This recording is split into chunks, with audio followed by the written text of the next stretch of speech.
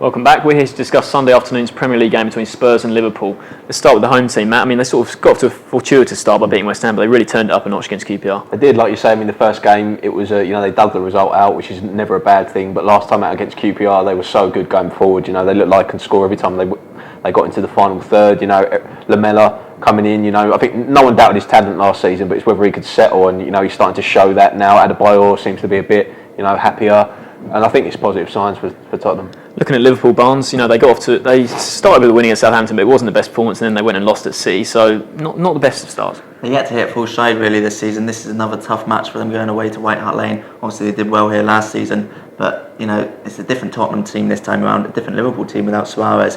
But I think they haven't played too well, but they've shown signs of what they can do. Rodgers, he's got a few more signings still to integrate into the team. I think signs are quite promising. Yeah, I mean, like you say, obviously the big one is Balotelli. He wasn't able to play against his former club on Monday, but he's in line to, I don't know if he'll start, but he's in line to play in this game. And how important a signing do you think he is? I think he's a very good signing. Value for money wise, I think he's definitely worth a risk. It is always going to be a risk, and if it was something like £30 million, it might be a bit of a bigger gamble. But for £16 million, you can't really say no to a player of his quality. Whether he's first choice ahead of Sturridge or plays with Sturridge remains to be seen. But I think he's a very good signing for that money. You mentioned Lamela, Matt. But the Spurs player that's arguably stood out so far is Eric Dier. He came in from Portugal, English player, but he's been in Portugal, scored 2 goals in the games.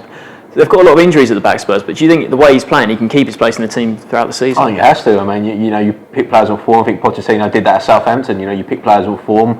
You ask your defenders, to defend well, but he's contributed down the other end as well. You look through their team. Talking about the top 4, no one really mentioned Spurs, did they, start the season? It was whether United could get back in, whether Liverpool would come down, Everton, but no one really mentioned Spurs, which was quite strange. You look through their team. This is the type of game they lost heavily, didn't they, to Liverpool last season at White Hart Lane.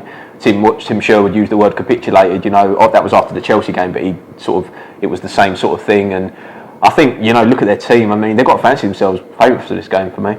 Yeah, do you think it'll be a high-scoring game, Barnes? What's your score prediction? I think there will be goals again, but I don't think it's going to be all one-sided like it was for Liverpool.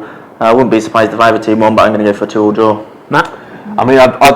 It's difficult to say. You think there's going to be goals, but then on the same time it's going to be tight, isn't it? So I'm just going to go Spurs 2-1 to win this. 2-1? Well, I think we're all going to split us because I'm going to go 3-2 Liverpool. So you've got Spurs, draw, I'm going Liverpool.